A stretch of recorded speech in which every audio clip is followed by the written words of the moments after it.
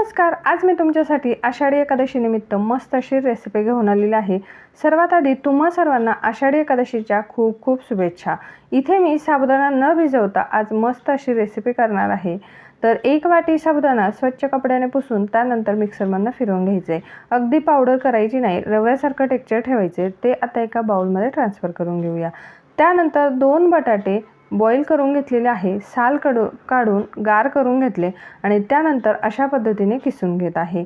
बटाटे गार करूनच वापरायचे आहेत। त्यानंतर 1 चमचा जिरा पावडर घ्यायचे। जिरं चांगलं भाजून आणि मिक्सरमधून फिरवून घ्यायचं। तर 1 चमचा जिरा पावडर, 1 मिरची बारीक कट करून घातली आहे। त्यानंतर 1 चमचा लाल तिखट, चवीनुसार मीठ, अर्धा चमचा साखर आणि 2 मोठे चमचे शेंगदाण्याची पावडर किंवा कूट घातले जाड बारीक असं। त्यानंतर हे सगळे जिन्नस हातानेच असे मिक्स करून घ्यायचे आणि याचा एक मस्त घट्ट असा गोळा तयार करून घ्यायचा आहे। हा पाण्याचा वापर न करता हा गोळा तयार करायचा आहे। त्यानंतर झाकण ठेवून 5 ते 10 मिनिटं बाजूला ठेवून द्यायचे आहे। 5 ते 10 मिनिटानंतर हा गोळा अजून घट्ट होतो, पण आपल्याला असंच हा पीठ पाहिजे किंवा कणिक पाहिजे, त्यामुळे आपल्याला याच्यात पाणी वगैरे ॲड करायची काही गरज नाही।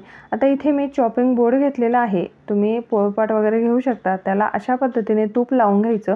त्यानंतर त्या गोळ्यामधून एक छोटा गोळा घेतला आणि अशा पद्धतीने लाटून घेत आहे।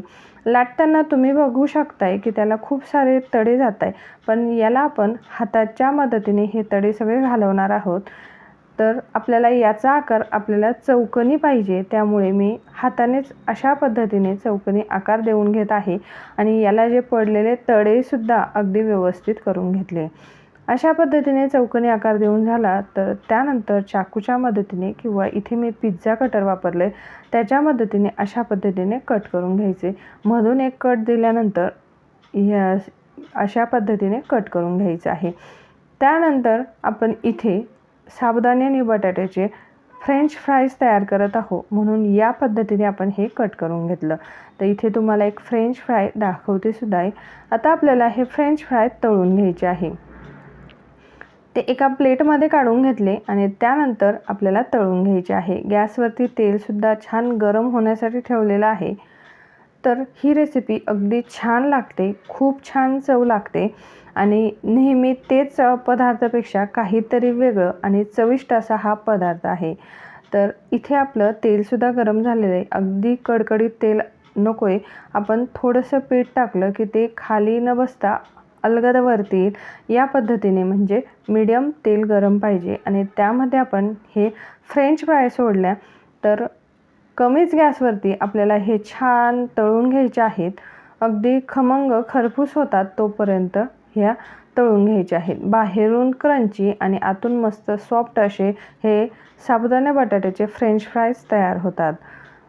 तळताना थोडेसे दक्षता घ्यायची आहे आणि अलगद हे काढून घ्यायचे आहे। तर तुम्ही बघू शकता अगदी छान असे हे फ्रेंच फ्राय तयार झालेले आहे। मी दुसरी बॅचसुद्धा तळून घेत आहे, अगदी चविष्ट लागतात आणि पोटसुद्धा भरतं। सोबत चटणी वगैरे काही नसलं तरीसुद्धा खूप चविष्ट लागतं।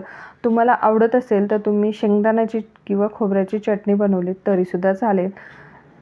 तर तुम्हीसुद्धा एकदा ही रेसिपी नक्की ट्राय करा आणि कशी झाली हे मला नक्की कळवा। अगदी कुरकुरीत अशी ही रेसिपी तयार होते आणि चविष्ट खमंग खुसखुशीत ही रेसिपी तयार होते। चला मग भेटूया अशाच नवीन रेसिपी सोबत, तोपर्यंत बाय बाय।